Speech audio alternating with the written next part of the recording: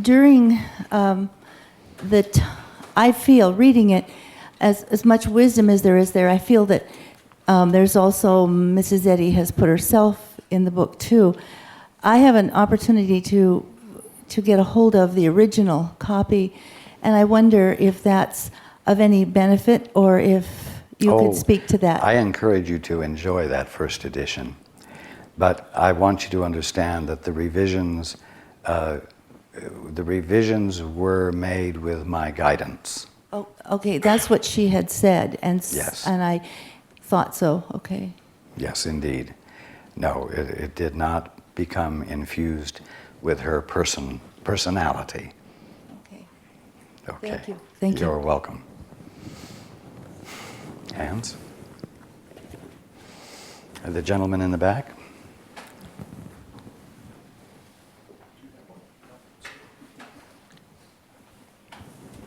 Good afternoon, Raj. Good afternoon. It's great to be here.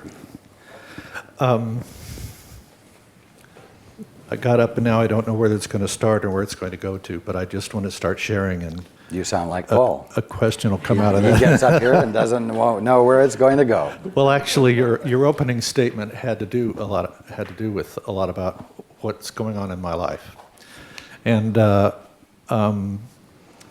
it seems like there's a dual thing happening for me, and that's the ego part of me is becoming a total failure. I'm failing at everything. You know, I'm a person who's always going to be an accomplished, whatever it was, accomplished singer. Then I was a roulette dealer. I wanted to be the best roulette dealer. Then went to after I hurt my back and had a nervous breakdown and, you know, lost everything and fell totally apart, which needed to be done. Then I went back to California, and then I went to school and started up with fine arts, and then I was trying to become an accomplished artist. And I'm failed at that. Back on the road to a nervous breakdown. I'm back on the road to accomplishment. But I'm failing at it. And right in the middle of it, I realized that, you know, that my life has always been set up for this kind of failure because there's been something else more important going on. And the other part of my sharing is that about 30 years ago, I took what I call my first conscious step on this path back to God. And it was this incredible 2-weekend training. And toward the very end of it, we did this process. And if I remember right, the question in this process was, well, did you get it? You know, this training, did you get what this training was about? And I had my eyes closed, and there was this tiny, I remembered it with my eyes closed, I remember there was this tiny little light, and this voice said, I am. And, but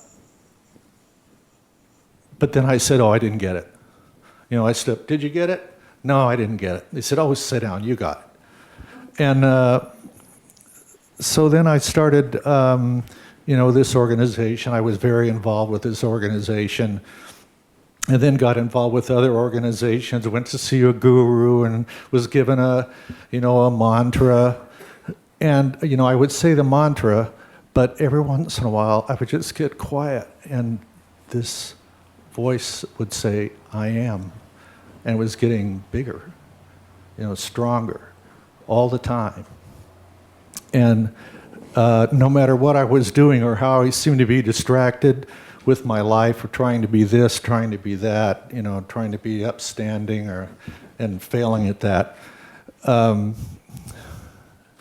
there was this part that said, I am, and it just kept getting stronger, and I could feel it. I could feel it within, and I could feel it expand. And now I've gotten to the point where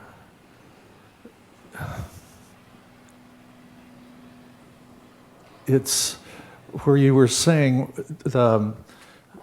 I have this conflict of how do I become this I am, because I know that's the real me. That's the real one. and it's being, and I can feel when I just say it to myself, when I close my eyes and I say it within, I can feel it radiating out. And there's a part of me that wants to say that that's not real, and I know that it is real. And I can say it to the point where then I get scared, because if I let go, how big is this I am going to be? And I know that when I get there, that I can, that I know it's not me, just me, that I know that it's everyone around me. And yet, then I get scared, and then I see television, and, that bastard, what's he doing that for?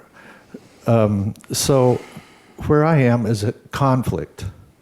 And also I know where I am is that time. I'm going to interrupt you. It's only a conflict if you neglect to make a choice.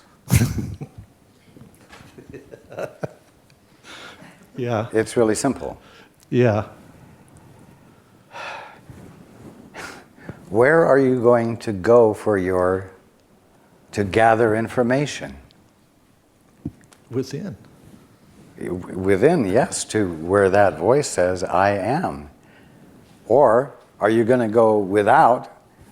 Are you going to go outside to the TV or to your neighbor and his bad behavior and gather your information there? Or my own goofy life. Exactly. That's absolutely failing. So the choice is between, always it boils down to this, the choice is between the voice for truth in you or the voice for fear in you. Why it's so hard to choose? It's so easy, and yet because fear has been your habit for so long that you honor it more than the experience of love and safety and innocence. And the ego paints the worst picture of heaven to you and says that you will lose yourself.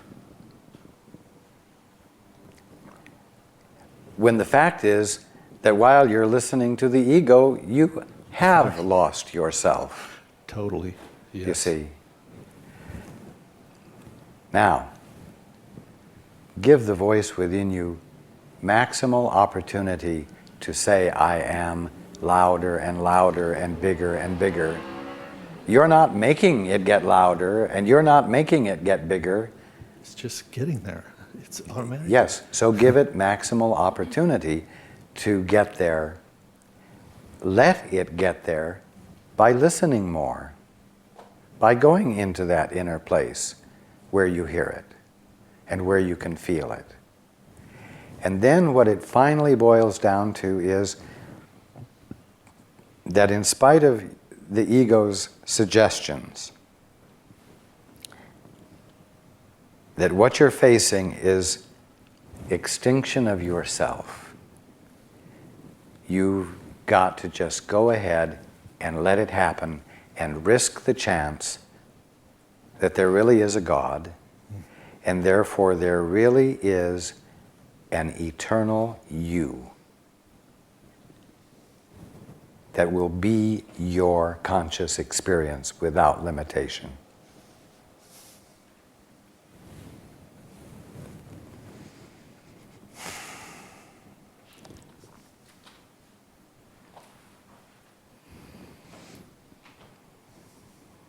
Is that clear? Absolutely. I can't give you a pill to take or somebody with some sort of ethereal divine forklift that can lift your ass over the hump. You've got to risk the chance that there is a God by letting go all the way.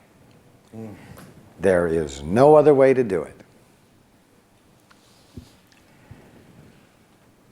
But also it requires no effort at all. So it's the easiest thing to do in terms of effort expended. Resisting it takes a lot of effort. That's what I was going to continue to ask about was, I'm at the point of surrender, totally surrendering to it. Yes. And because what I do is I let myself go back into the old voices instead of surrender to this incredible internal feeling and sense of being. Yes. Yes. Exactly.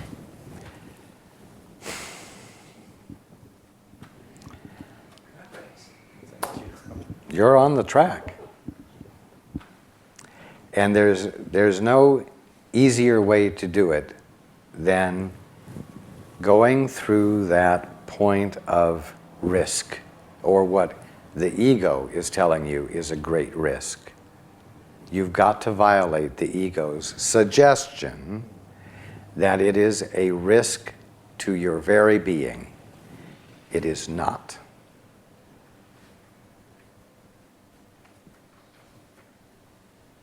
Okay. Thank you. You're welcome. Hands.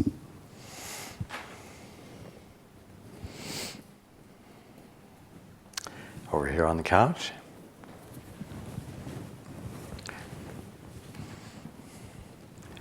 And I'm going to invite you to abandon the security of your written question and speak whatever way it comes out, Okay. whether you remember it all or not. I want you to be unpretentious with me. Okay. Thank you. You are welcome. Next question.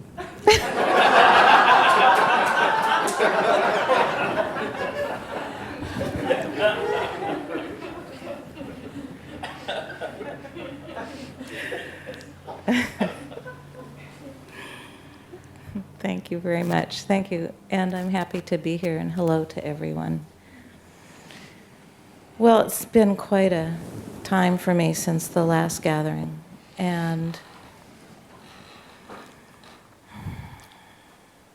I've really been aware of you and a lot of help as I've let go into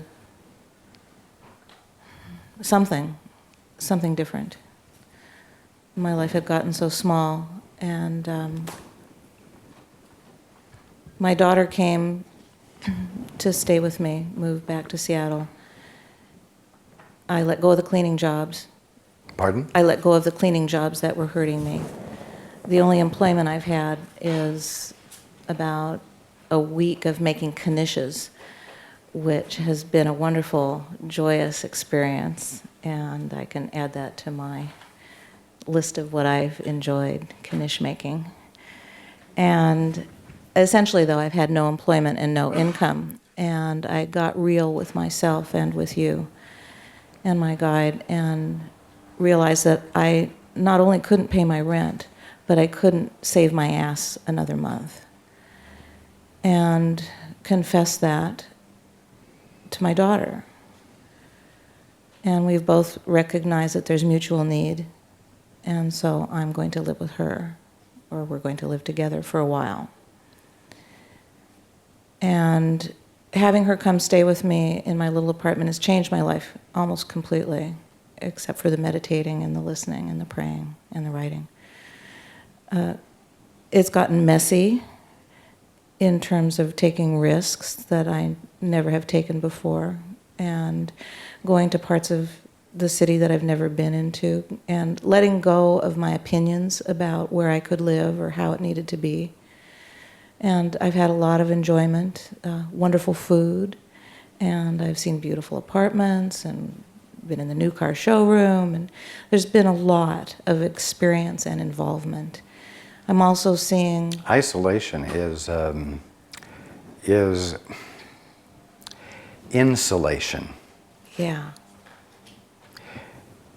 And insulation is what mesmerism does. It brings you down where you are insulated together with a single object of your attention. Yeah. And without the broader perspective, there's not the opportunity for balance, but there's also not the opportunity for flow, for movement, for life. Yes. I feel very fluid, and what seems to have happened in my mind is that all my years of listening to you and categorizing and cataloging and being able to take out those great thoughts and ideas and apply them have become liquid, so that there's nothing for me to grasp onto. However, I'm seeing in this messiness of being involved that something has taken hold in me and is active. And I'm trusting myself. And You're entrusting yourself to that which you are not in charge of. yes, That's different from Yeah, that trusting is. yourself. Your choice of words was not accurate. It wasn't. But what you're doing is excellent. You're entrusting yourself yeah. to the movement of God, whatever that might be. Yes, and now I can say whatever that might be. I don't know where this is taking me, and I'm not in a state of resistance to it as best as I can feel in my body. Right. And also, I'm not insisting about anything in it. And I want to point out to all of you that when there seems to be threat, you gather your structures tightly about you, and you try to be very much in control and not allow change. You try to become rigid and therefore strong. And yet, you need to be supple so that you may flow with the movement of life. You must do exactly the opposite thing instead of become defensive, armored, stiff, defended, and unpenetrable, unreachable. that feels dreadful. I haven't... Oh, it's felt good for a long time for you. It's felt good. It does feel good when you don't realize that the nice, neat, little, orderly package of your life really isn't very alive. No. You see. So now the shell is cracked, and It has. and the yolk and the white is getting messy, and it's running, It and it's is. dripping, and it's oozing, and who knows what may come of it. Yeah, the shell is cracked, and I've called it the shell of niceness as I become aware of it this last little while. And I don't know what I thought would happen if the shell of niceness cracked, or the costume. Turns out I'm not mean and not nice, but there's more of me that I'm willing to show up. I have spoken up. I've said yes and no clearly. I've not had to resolve things. And the other thing was that you said supple. It feels like tenderness in me now. Yes. That awful feeling of having a reason to be defended just... I know why I avoided it. It felt so horrible. It just felt unlivable. Mm-hmm. And here I'm faced with living with my daughter, who I have been very defended against, and can't do it anymore. And so there's healing going on. And I'd like... Wonder of wonders. I know. I have a couple of questions in here. One is, I've had the thought that this is, I don't know if preparing myself is the right word, but actually my daughter and I, and the healing that's going on, is making perhaps us more available to be in a truly loving relationship with a man, each of us. And so I'd like to know if a man is coming along. And I'm willing to ask... I will ask, how wide is the door open? Real wide.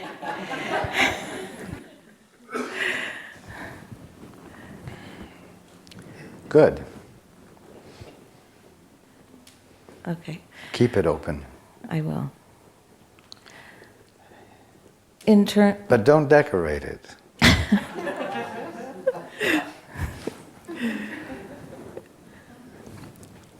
Don't entice. Don't ensnare ew. the passersby, the men who are available. Just be undefended. Okay. Water flows downhill effortlessly. Where there are openings, it flows in. Where the door is open, fulfillment comes. Just because that's the way it works. So, let it be open, but don't put designs on the door that are enticing. I hear you.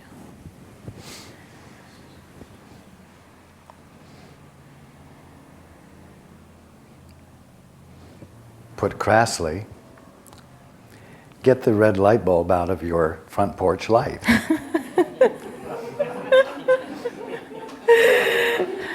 Ouch. How do I do that? You do not want to control a man into your experience. No, I don't. I didn't come this far to start controlling.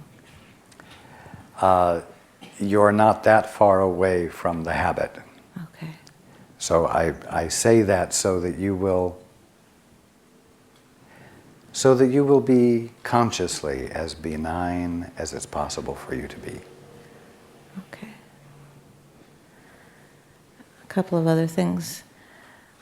We're looking at places in downtown Bellevue and Issaquah, and this is so far out of my frame of reference. Are these places likely to produce an apartment in time? I've given my notice, which is for the 9th of the month. Is there someplace else we should be looking? Or are we generally looking in the right area? I would say you're looking in some of the right areas, but don't get it too narrowed down. Continue to be fully open. And does the time frame look doable? In other words, is God going to show up? Or do I Does just the Father's keep... fulfilling of your wholeness have a time limit on it? No. What will happen will happen. Don't approach it from, will it work the way it's set up? Okay. Your needs will be met one way or the other. Don't lay any designs on it either. Okay. Do not say there's a right way and a wrong way.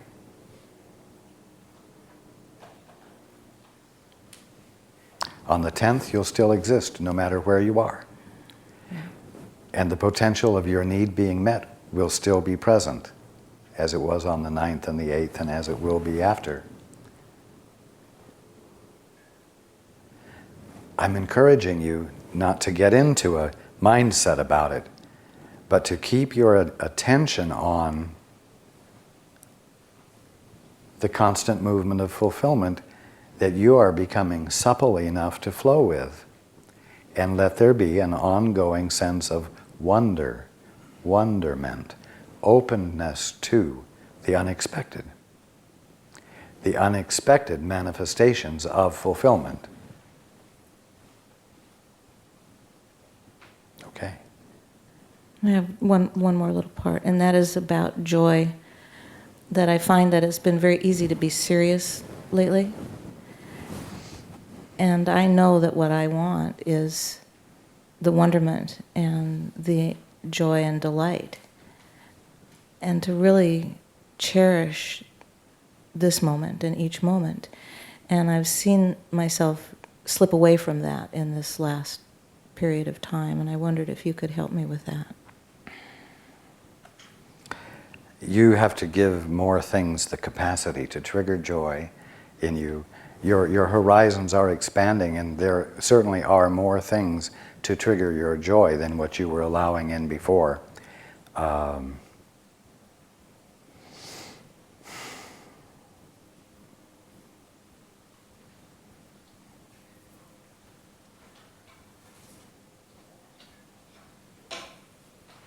Choose for your joy.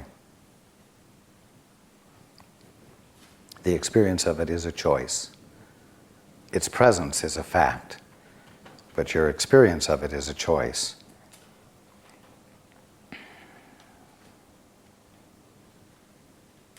As things move into flux, as I said, the tendency is to become serious. That's another way of becoming strong. Heaven help you should you get caught up in a wave of joy that would sweep you off your feet and into God knows what. You see? Yes. Okay, you got it. Thank you.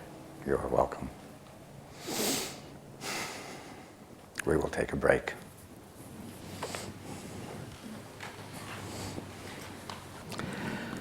Okay. Who has a question?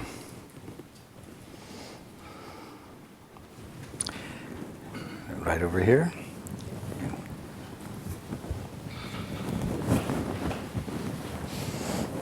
Thank you.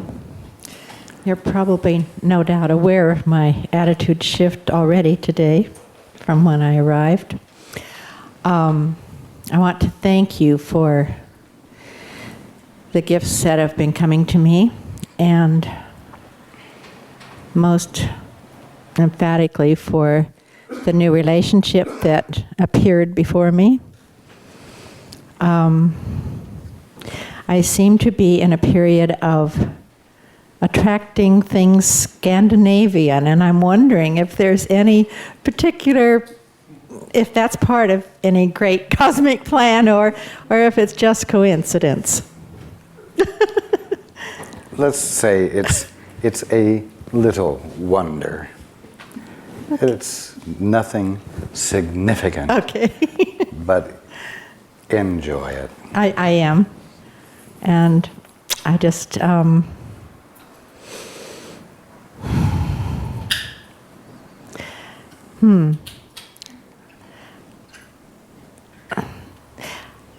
This is a confession of the deepest soul.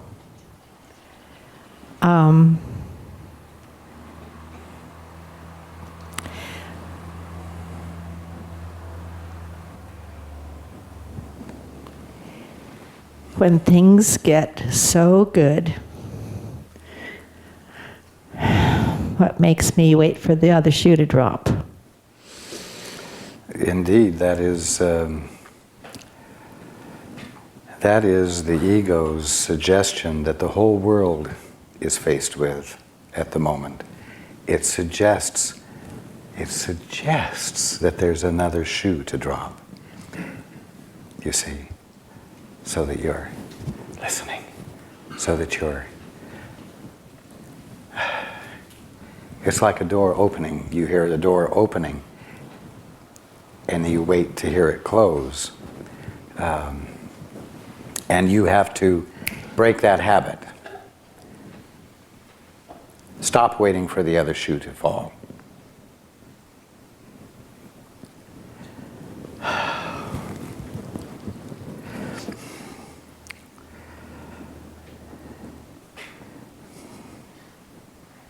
Your good is your birthright, and it can't be taken away.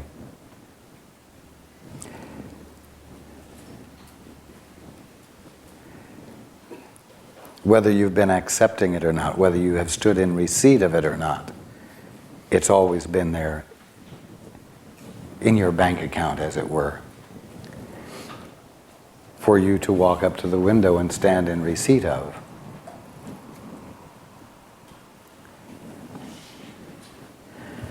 Don't let your joy be niggled at by suggestions.